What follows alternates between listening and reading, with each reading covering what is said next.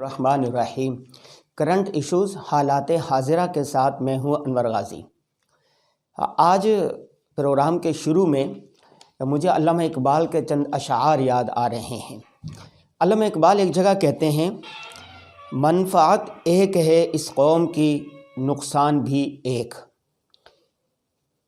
ہی سب کا نبی، دین بھی اور ایمان بھی ایک، حرم پاک بھی اللہ بھی قرآن بھی ایک، کچھ بڑی بات تھی ہوتے جو مسلمان بھی ایک۔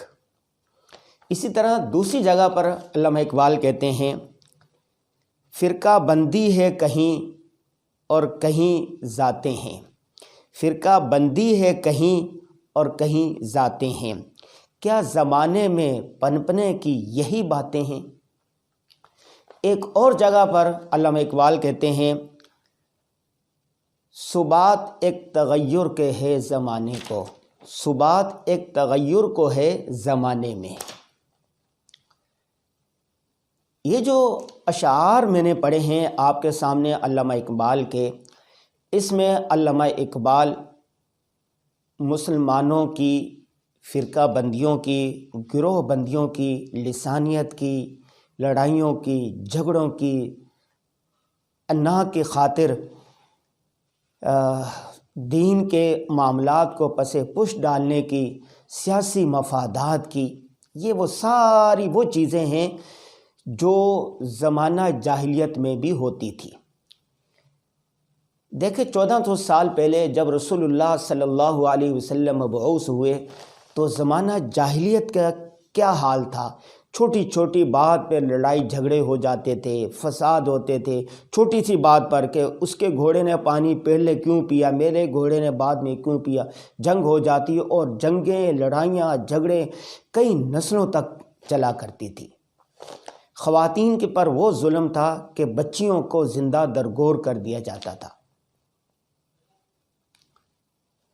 ایک دوسرے پر الزام لگانا اور اپنے فرقے کو بڑھانا اور اپنے آپ کو نمایاں کرنا، قومی مفادات کو، ملکی مفادات کو، قومی اور اسی طرح جتنے وہ قبائل کے ایک ہوتے تھے انسانی مفادات کو پس پش ڈال دیا کرتا تھا۔ اس لیے قبائل میں بے شمار حکومتیں تھیں، گروہ بندیاں تھیں، لسانیت کے جھگڑے تھے، فسادات تھے، قومیت کے جھگڑے تھے، اپنی قوم کو دوسرے سے برتر سمجھنا۔ ان حالات کے اندر اللہ تبارک و تعالیٰ نے بنی نوع انسان پر احسان کیا اور رسول اللہ صلی اللہ علیہ وسلم کو نبی بنا کر بھیجا۔ جب رسول اللہ صلی اللہ علیہ وسلم تشریف لائے تو آپ صلی اللہ علیہ وسلم نے توحید کا درس دیا کہ اللہ ایک ہے، نبی ایک ہے، قرآن ایک ہے۔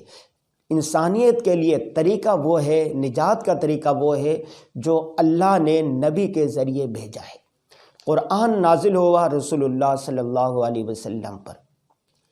رسول اللہ صلی اللہ علیہ وسلم کے اقوال کو، افعال کو، اعمال کو حدیث کہا جاتا ہے۔ رسول اللہ صلی اللہ علیہ وسلم کی حیات طیبہ کو سیرت کہا جاتا ہے۔ گویا ایک ہی ذات ہے جس پر قرآن بھی نازل ہوا، جو صاحب قرآن بھی ہے، جو ایک نیا راستے دینے والا ہے، ایک نیا طرز حیات دینے والے ہیں۔ تو رسول اللہ صلی اللہ علیہ وسلم نے توحید کی دعوت دی۔ رسول اللہ صلی اللہ علیہ وسلم نے فرمایا کہ انسانوں کی کامیابی کس چیز میں ہے۔ چنانچہ بہت سارے جو لوگ تھے جن کو اپنے مفادات خطرے میں پڑے، وہ رسول اللہ صلی اللہ علیہ وسلم کی جان کے دشمن ہو گئے۔ رسول اللہ صلی اللہ علیہ وسلم نے 10 سال تک ڈٹ کر محنت کی، 10 سال مکہ میں رہے اور توحید کا جو کام تھا، نبوت کا جو کام تھا، پوری توانائی کے ساتھ اس کو پھیلاتے رہے۔ اس کے بعد آپ جانتے ہیں کہ رسول اللہ صلی اللہ علیہ وسلم نے مدینہ کی طرف ہجرت کی، ریاست مدینہ کی بنیاد رکھی، جس کو جہاں جب ہجرت کی وہاں سے ہجری کا آغاز ہوا۔ اس سے پہلے سنہ عیسوی ہوتی تھی، اس کے بعد ہجری کا آغاز ہوا۔ رسول اللہ صلی اللہ علیہ وسلم نے 13 سال مدینہ میں گزارے۔ 13 سالوں کے اندر جب ریاست مدینہ کی بنیاد رکھی تو اس وقت جو وہاں کی معیشت تھی، اس پر قبضہ تھا یہودیوں کا۔ رسول اللہ صلی اللہ علیہ وسلم نے معیشت کو مضبوط کرنے کے لیے سوق المدینہ کے نام سے مارکیٹ قائم کی، پھر اس کے اصول بیان کیے کہ ذخیرہ اندازی نہیں ہوگی، جھوٹ نہیں ہوگا، قمار نہیں ہوگا، فساد نہیں ہوگا، اور بہت ساری چیزیں کی جو تھی نا وہ ممانعت کر دی۔ جب مسلمانوں نے نبی کریم صلی اللہ علیہ وسلم کے بتائے ہوئے طریقے پر عمل کیا، جو چند ہی سالوں میں مدینہ کی جو معیشت تھی، تجارت تھی، اقتصاد تھی، مسلمانوں کا اس پر قبضہ ہو گیا۔ رسول اللہ صلی اللہ علیہ وسلم نے ایک ایک چیز کو بیان کر دیا۔ جب رسول اللہ صلی اللہ علیہ وسلم 13 سال کے بعد دنیا سے تشریف لے گئے تو ریاست مدینہ کا پورا ایک ماڈل تھا، اور دین اسلام کا پیغام جزیرۃ العرب سے نکل کر پوری دنیا میں پھیل چکا تھا، ایک ڈنکا بج چکا تھا دین اسلام کا۔ وہ کہتے ہیں نا ثبات ایک تغیر کو ہے زمانے میں۔ اس کے بعد سیدنا ابو بکر صدیق رضی اللہ تعالیٰ عنہ نے اسی نقش کو آگے بڑھایا، حضرت عمر رضی اللہ تعالیٰ عنہ نے اس کے نقش کو بڑھایا، تو یہاں تک چلتے رہے۔ یعنی حضرت عمر رضی اللہ تعالیٰ عنہ نے جو رسول اللہ صلی اللہ علیہ وسلم نے حدود قیود قائم کی تھی، اس کو اس دائرہ کار میں رہتے ہوئے اسلام کے پیغام کو، ریاست مدینہ کو آگے بڑھایا، اور پوری دنیا میں ایک عدل و انصاف کا نظام قائم کیا، ایک انسانیت کی فلاح و بہبود کے لیے جو نظام تھا وہ قائم کیا۔ اس پر ہم بات کریں گے آگے چل کر۔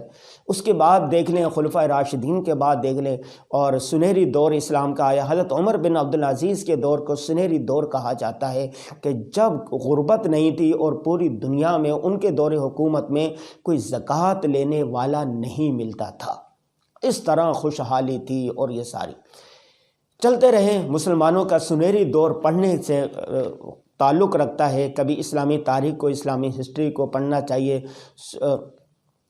عباسی دور کو پڑھیں، اندلس میں پڑھیں، کتنی سلطنت عثمانیہ تک میں ساری جگہ دیکھ لیں۔ ریاست مدینہ پر پاکستان کی بنا ہے، پاکستان کی اینٹ اینٹ کو، چپے چپے کو ریاست مدینہ کے ساتھ گہری نسبت ہے۔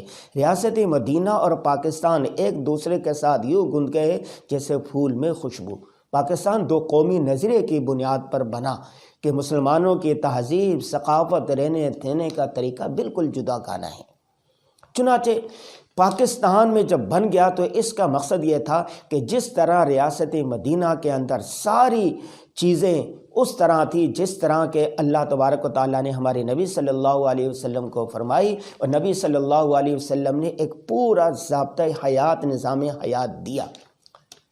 ثبات ایک تغیر کو ہے زمانے میں، لیکن ہر چیز میں، ہر زمانے میں تبدیلیاں آتی رہیں، نظام بدلتا رہا، انداز بدلتا رہا، لیکن اصول وہی رہیں گے۔ عدل و انصاف وہی رہے گا، قضاء کا نظام وہی رہے گا، ریاست کو کس طرح چلانا اس کا طریقہ وہی رہے گا، معیشت کے انداز، طور طریقے بدل جائیں گے، لیکن بنیادی اصول وہی رہیں گے۔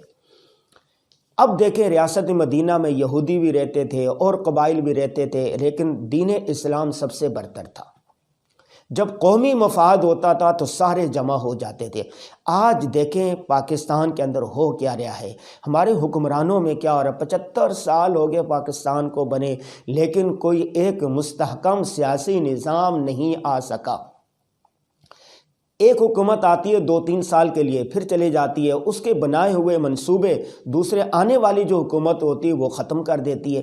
حالانکہ ملک و قوم کے لیے بنائے گئے جو منصوبے ہوتے ہیں، آندھی ہو یا طوفان ہو، اس کو چلتے رہنا چاہیے۔ اب گزشتہ 5 سال کو دیکھ لیں، ہو کیا رہا ہے۔ ایک حکومت آئی، سارے ایک پیج پر تھا، عدلیہ، اسٹیبلشمنٹ اور دوسرے ادارے ایک پیج پر تھے، لیکن 3 سال سے زیادہ حکومت نہیں چل سکی۔ اس کے بعد اب مخلوط حکومت چل رہی ہے، لیکن اپوزیشن نہیں ہے، اپوزیشن باہر بیٹھی ہوئی ہے۔ جب اپوزیشن باہر بیٹھی ہوئی ہے تو یہ نظام نہیں چل سکتا۔ اس لیے 1.5 سال ہو گیا ہے، لیکن پی ڈی ایم کی حکومت جو ہے یہ بھی اپنا مستحکم نہیں کر سکتی، معیشت کو بہتر نہیں کر سکی، حالات کو بہتر نہیں کر سکی۔ جب ایک نظام، ملکی نظام نہیں چلتا کہ اس کے اثرات ہر فرد تک پہنچتے ہیں۔ جب حکومت اچھی چل رہی ہوتی ہے، عدل و انصاف صحیح ہو رہا ہوتا ہے، تو اس کے اچھے اثرات سب کو ملتے ہیں۔ جب معیشت خطرے میں ہو، لڑائی جھگڑا ہو، فساد ہو، امن و امان نہ ہو، جرائم بڑھ جائیں، تو اس کے اثرات سب تک پہنچتے ہیں، اس کے اثرات بد سب تک پہنچتے ہیں۔ ضرورت اس وقت اس بات کی ہے کہ ہم ماضی کو بھلا دیں، آگے چلیں۔ ہم وہ طریقہ لیں جو رسول اللہ صلی اللہ علیہ وسلم نے فتح مکہ کے وقت کیا تھا۔ فتح مکہ کے وقت رسول اللہ صلی اللہ علیہ وسلم نے عام معافی کا اعلان کر دیا تھا، کہا کہ اس کو بھی معافی، اس کو بھی معافی، ہندا کو بھی معافی، واشی کو بھی معافی، جس نے اتنا سخت رسول اللہ صلی اللہ علیہ وسلم کو اذیت پہنچائی تھی، حضور کے چچا کو قتل کیا تھا، کلیجہ چبایا تھا، ان سب کو بھی معاف کر دیا، جان کے دشمنوں کو معاف کر دیا۔ کیا ہم یہ نہیں کر سکتے کہ آج ہم سب ایک دوسرے کو معاف کر دیں، اپوزیشن کے لوگ حکمرانوں کو معاف کر دیں، اور جو اس وقت برسر اقتدار ہے وہ اپوزیشن کو معاف کر دیں، اسٹیبلشمنٹ سب کو معاف کر دیں۔ ہم سب ایک دوسرے کو معاف کر کے ایک نبی، ایک اللہ، ایک قرآن، ایک منفعت، ایک وطن ہونے کے ناطے ہم آگے بڑھ جائیں۔ علامہ اقبال نے یہی تو کہا تھا، منفعت ایک ہے اس قوم کی، نقصان بھی ایک ہے۔ آج سب کا فائدہ ہے، سب کا نقصان ہے، اور نقصان معیشت کمزور ہے، سب کا نقصان ہو رہا ہے۔ ہم سب کا نبی ایک ہے، دین ایک ہے، ایمان ایک ہے، حرم پاک ایک ہے، اللہ ایک ہے، قرآن ایک ہے۔ کیا ہم مسلمان ایک ہونے کا بھی مظاہرہ کر رہے ہیں یا نہیں؟ یقیناً نہیں کر رہے، لیکن آج آپ نے وہ جملے دہرانے ہیں، اس بات کو آگے پھیلانا ہے جو رسول اللہ صلی اللہ علیہ وسلم نے جب حضرت معاذ بن جبل اور حضرت ابو موسیٰ اشعری کو یمن کا گورنر بنا کے بھیجا، تو ان کو 2 نصیحتیں کی تھی۔ ایک یہ کی تھی، بشروا ولا تنفروا، لوگوں کو خوشخبریاں سنانا، نفرتیں نہ دلانا۔ دوسرا، یسروا ولا تعسروا، لوگوں کے لیے آسانیاں پیدا کرنا، مشکلات پیدا نہ کرنا۔ تو آج ضرورت اس بات کی ہے کہ ہم لوگوں کے لیے آسانیاں پیدا کریں، مشکلات پیدا نہ کریں۔ حکومت کے لوگ اپوزیشن کے لیے مشکلات پیدا نہ کریں، اپوزیشن کے لوگ حکومت کے لیے مشکلات پیدا نہ کریں، یہ حکمران اسٹیبلشمنٹ کے لیے مشکلات پیدا نہ کریں، اور اسٹیبلشمنٹ سیاستدانوں کے لیے مشکلات پیدا نہ کریں۔ اگر سارے ایک دوسرے کی راحت کا خیال کرنے لگ جائیں تو کیا ہو سکتا ہے؟ یہ ملک آگے جا سکتا ہے، یہ قوم آگے جا سکتی ہے۔ تو ہم سب نے اس گاڑی کو آگے دھکا لگانا ہے۔ ماضی میں 75 سالوں میں ہوا جو کچھ ہوا، آج ہم نے فرقہ بندی سے نکل کر، ذات پات سے آگے نکل کر، اپنی ذاتی مفادات سے آگے نکل کر ہم نے قومی مفاد کے لیے، دین اسلام کے لیے بڑھ چڑھ کر کام کرنا ہے۔ میں امید رکھتا ہوں کہ جہاں جہاں تک یہ پیغام جا رہا ہے، اس پیغام کو آگے شیئر بھی کریں گے اور اس پر عمل بھی کریں گے، ایک دوسرے کو سچے دل کے ساتھ معاف بھی کر دیں گے۔ السلام علیکم ورحمۃ اللہ وبرکاتہ۔